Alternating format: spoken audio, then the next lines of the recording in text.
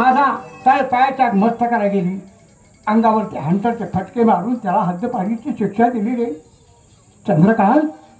हद्दपारीची मी त्याला शिक्षा दिली माझ्या बाळाला. बाबासाहेब असं काय केलं? अहो एकूण एक आपल्या राज्यातील आपला वंशाचा कुलदीपक असताना तुम्ही त्याला हद्दपारची शिक्षा दिली.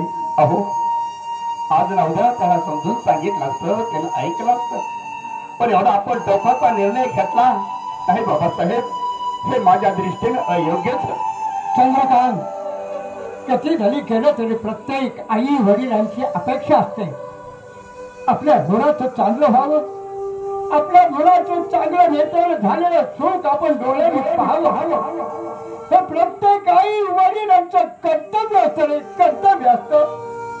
मग सांग माझ्या जीवनात किती वेदना होत असतील चंद्रकांत. नको नको तेवढे गुरा ढोरावरच्या अंगावरती अंतराचे फटके पडावे माझ्या बाळाच्या अंगावर. मी अंताचे फटके मारून त्याला त्या राज्यातून हाकलून दिला. चंद्रकांत, बोला. तुला या ठिकाणी बोलवण्याचं एक महत्वाचं कारण आहे, आणि ते कारण म्हणजे असं, तो एकत्र तुम्ही दोघं लहानाचे मोठी झालात, खेळला बागडला, खाय प्यायला एकत्र, अभ्यासाला एकत्र. तुम्ही एकामेकाला सोडून कधीही बाजूला गेला नाही.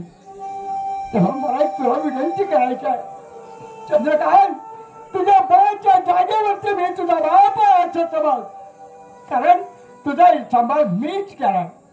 तळाचा कठोर धपतात असा, तेव्हा तो कदाचित काळी त्याला शोधून काढून तो तुझं मान्य करेल, तो तुझं ऐकेल अशी माझी मनोदेवता मला सांगता येईल. चंद्रकांत, तू जावं आणि माझ्या सुरेखातला शोधून परत घेऊन यावं एवढीच अपेक्षा माझी. ठीक आहे बाबासाहेब, तुम्ही त्याची काळजी करू नका. मी त्याची समजूत काढेन आणि त्याला नक्की त्या राजवाड्यात परत घे म्हणे. फक्त आपला आशीर्वाद आम्हाला. आयुष्यमान भव.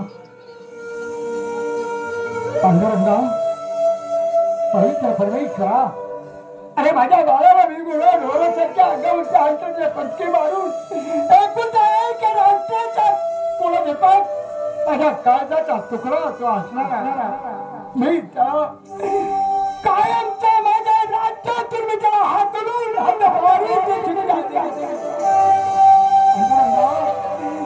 परमेश्वरा, माझा बाळ चंद्रकांतला तरी घाऊ दे आणि त्याचा शब्द त्याला ऐकून माझ्या दरबारमध्ये येऊ दे. मी त्याला सर्व क्षम्य करतो, मी त्याला सर्व माफ करतो, माफ करतो, माफ करतो.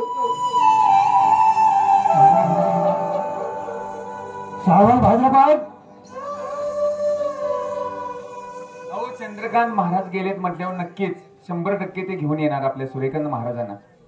परमेश्वरा, मित्रप्रेम आहे. मित्र हा मित्राला काहीतरी 4 गोष्टी सांगल, कारण माझा बात सुद्धा त्याला ऐकला नाही. हो हो, पण तो त्याच्या शब्दाच्या पुढे तो जात नाही आणि चंद्रकांतच्या शब्दाच्या पुढे सूर्यकांत जात नाही. मित्र श्रेष्ठ आहे, कारण त्यांचं जे मित्रप्रेम आहे सख्या भावाच्या पेक्षाही श्रेष्ठ आहे. खरंय. म्हणून कदाचित येईल अशी माझे म्हणून देवता मला सांगतो. तुम्ही काही टेन्शन घेऊ नका, जीवाला ताप करून घेऊ नका. विश्रांती घेऊ तोपर्यंत. विश्रांती कशाला घेताय? काय घेऊ दे, सरळ आपलं समाधी घे. समाधान समाधान समाधी घ्यायला मी काय म्हणजे कायमचा संपतोच काय नाही, समाधान घे.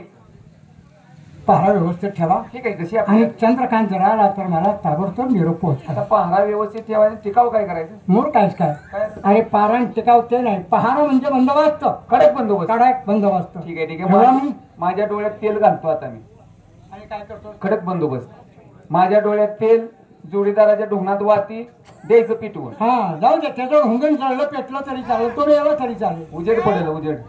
त्याशिवाय माझ्या मूळ व्याजाचा विस्कुट व्हायचा नाही. मूळ व्याजाचा विस्कुट व्हायचा नाही. चला ठीक आहे, आम्ही विश्रांती घ्या घ्या. विश्रांती. आला ताबडतोब चंद्रकांत मला कळवा. ठीक आहे ठीक आहे. या तुम्ही. पाहिलं जोडीदार कसं आहे? चंद्रकांत महाराजांना पाठवून दिले, पण पोरगा ऐकून एक हा गेला निघून. वडिलांना वाईट वाटणार. शेवटी मुलगा येतो. आणि परपंचा पुढं कसं आहे, पहारा व्यवस्थित ठेवायचा. हा पहारा केली तर दुटी, नाही तर बसून. अरे ज्याची खावी भाकरी, वा वा वा, त्याची करावी चाकरी.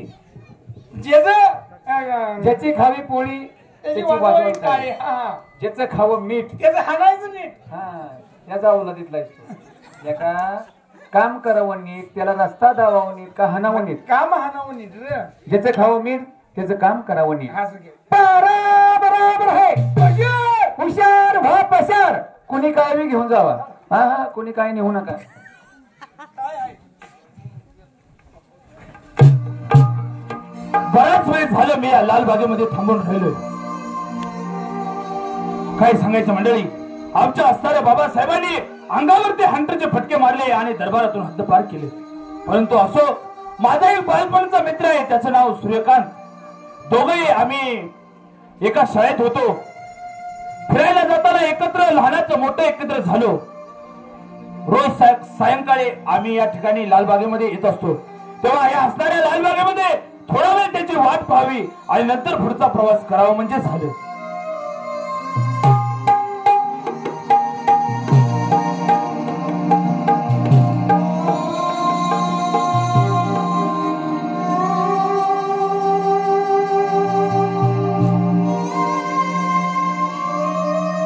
परमेश्वरा, महाराजाने जो निर्णय घेतला तो निर्णय चुकीचा आहे. परंतु मी दादाला शोधण्यासाठी आलोय.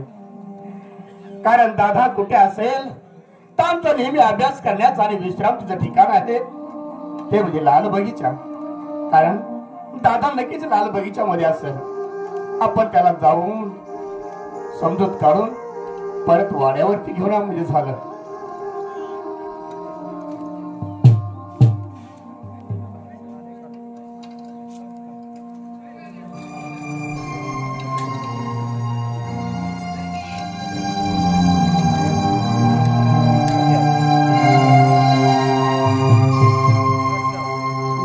निस्तेज बसलेला आहे, दुःखी अंत करण्याने बसलेला आहे. आईच्या नंतर वडिलांनी त्याला सांभाळ केला.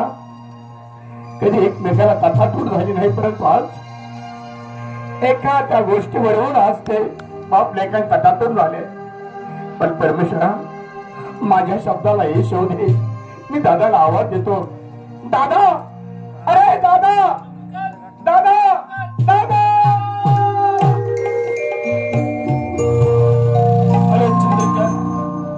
परमेश्वराची कृपा मानावी लागेल आज तुमची माझी भेट होती. नाहीतर या राष्ट्रामध्ये तोंड दाखवण्याची देखील इच्छा राहिलेली नाही. सूर्यकांत, असं काय बोलता तुम्ही दादा? तोंड दाखवायची इच्छा नाही म्हणजे? अरे बाबासाहेबांचं काय चुकलं होतं? अरे बाबासाहेबांची एकच इच्छा होती, कोणत्याही वडिलांची इच्छा असते की आपल्या मुलाचं चांगलं हवं. दोनाचं चार हात झालं की एखादं मुलगा हवं आणि तेच नातवंड आपल्या मांडीवरती खेळावी, त्यांच्या एवढी तरी अपेक्षा असते.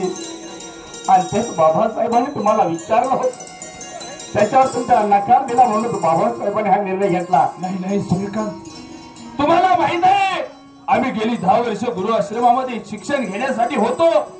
त्यावेळी आमच्या गुरु समर्थांनी आमच्यासाठी उपदेश केला. आई माईची, बाप धनाचा, बहीण अशीची, बायको दुसऱ्याची आणि मित्र जीवाचा. जागेल तो जगेल आणि झोपेल तो संपेल या सद्वचनाप्रमाणे चंद्रकांत, मी मनामध्ये एकच निश्चय केला की जोपर्यंत हा असणारा देह सजीवंत आहे तोपर्यंत तुमचं आणि माझं असणारं मित्रप्रेम हे शेवटच्या क्षणात.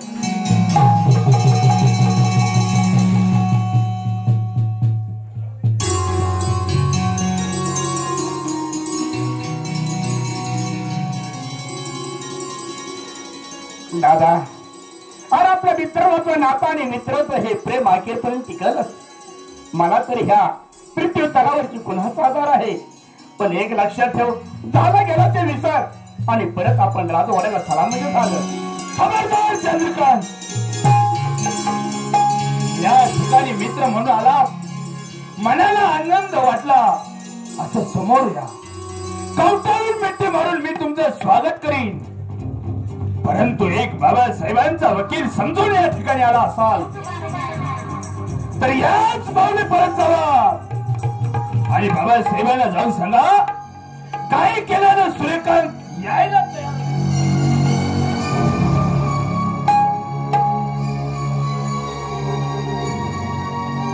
दादा शेवटी माझी लायकी काय आहे हे तुम्हाला दाखवून दिलंच रे. कारण मी एक रुपयावरती पडलेला किडा होतो. तोच बाबासाहेबांनी आणून जतन केला लहानाचं मोठं मला केलं. कारण का माझ्या आई वडिलांचा देह या राज होण्याचा लढाईमध्ये माझे वडील मृत्यू पावले आणि त्यांनी मला लहानाचं मोठं केलं. आपण एकमेकाला विसरलो नाही. पण दादा तुम्हाला बाबासाहेबांचा वकील मध्ये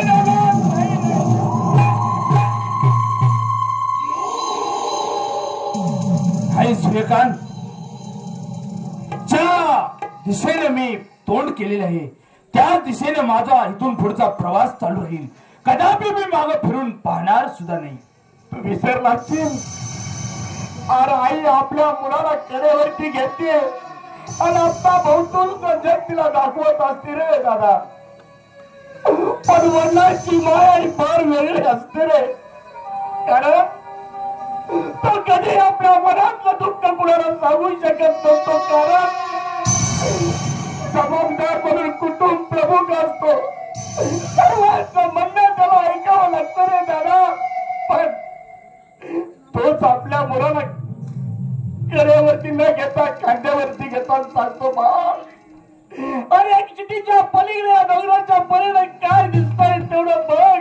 कारण जिथपर्यंत तुझी नजर जाईल तिथपर्यंत तुला आयुष्य घडवायचं आहे. तिथपर्यंत तुला नावपट्टी खेळ मानावं लागणार आहे. बाबासाहेबांचा अपमान केलाय आणि माझा आहे. पण दादा मी हात जोडून तुला विनंती करतो. तू मला विनवलं मला त्याचं दुःख नाही. कारण मी किती केलं तरी एक परकीय माणूस असेल. पण नाही ज्याचं मी अन्न खाल्लं आहे त्या अन्नाला कधी बैमान होणार नाही. कारण त्या अन्नाची चाकरी करणं हे माझं कर्तव्य आहे दादा. पण एक लक्षात ठेव, तुझा हा निरोप मी माझ्या बाबासाहेबांना जाऊन सांगतो. जोपर्यंत मी मागे येत नाही तोपर्यंत दादा तू या बगीच्यातून कुठेही जाऊ नकोस. नाही सूर्यकांत, अरे या जगात माझं म्हणणार कुणीच राहिलेलं नाही. लहानपणीच आईची माया निघून गेली. वडिलांचं असर प्रेम देखील संपून गेलं. आता एक माझ्या जीवनामध्ये आधार राहिलेला आहे तो तुमचा. कारण परमेश्वराचरणी मी हीच प्रार्थना करतो की ज्याप्रमाणे चंद्र सूर्य साजिवंत आहेत त्याचप्रमाणे आपली मैत्री ही शेवटच्या क्षणापर्यंत साजिवंत राहावी. दादा बाबासाहेबांना निरोप सांगून येईपर्यंत त्या बगीच्यातून कुठेही जाऊ नकोस. नाही येणार सूर्यकांत. मी या मी वाट पाहतोय.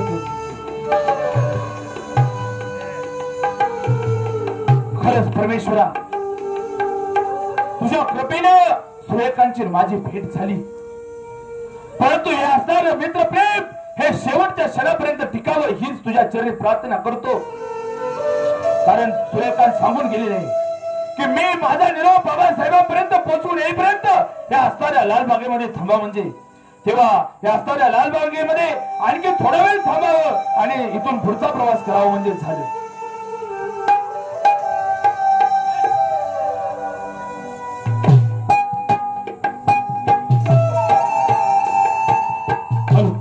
उत्तर देशाला धर्मपूर नगरी चंद्रसेन राजा तिथे राज्य करी. दया क्षमा शांती